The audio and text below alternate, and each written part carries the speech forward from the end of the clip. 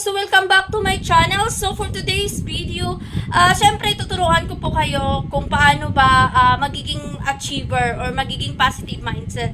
So as of now, so gusto ko kayong maka-encourage mga ka-happy love, no? So first, kailangan po natin ng positive mindset mga ka-happy love. So then dapat po maging believe po tayo sa ating sarili. We're looking forward for the future.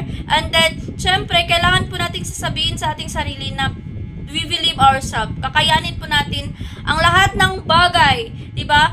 Lahat ng mga pagsubok, lahat ng mga trials ay kaya ko. So, 'di ba? Dapat 'yan po ang magiging achiever. So, kasi mga ka-happy love, no, dayon, siyempre kailangan din natin keep dreaming. So, mga anduita, mga ka-happy love, mangarap po tayo.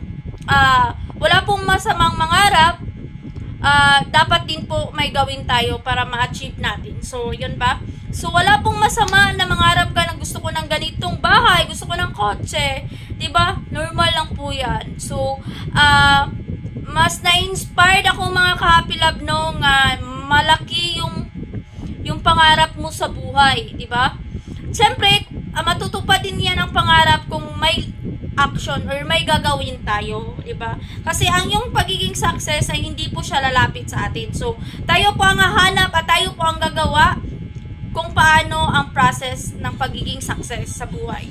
So, mga ka-happy love, bago ka pa lang sa YouTube channel kong ito, so i-subscribe nyo na dyan and comment and like.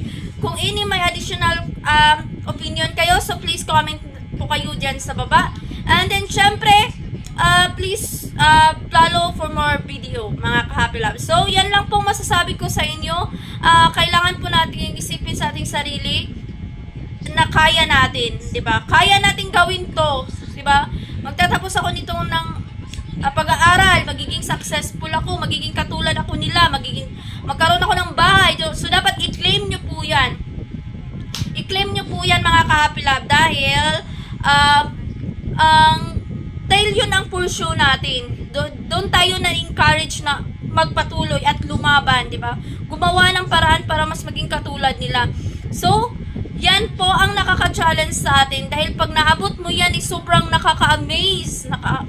Ma-amaze ka sa sarili mo. Wow, nagawa ko, di ba? So, yan patuloy po tayong manalig and then syempre we believe, paniniwala na maabot din natin. So sana po may natutunan kayo ngayong araw. So, subscribe niyo po ako sa channel ko and thank you so much and see you for my next video and God bless everyone and bye-bye and see you for my next video.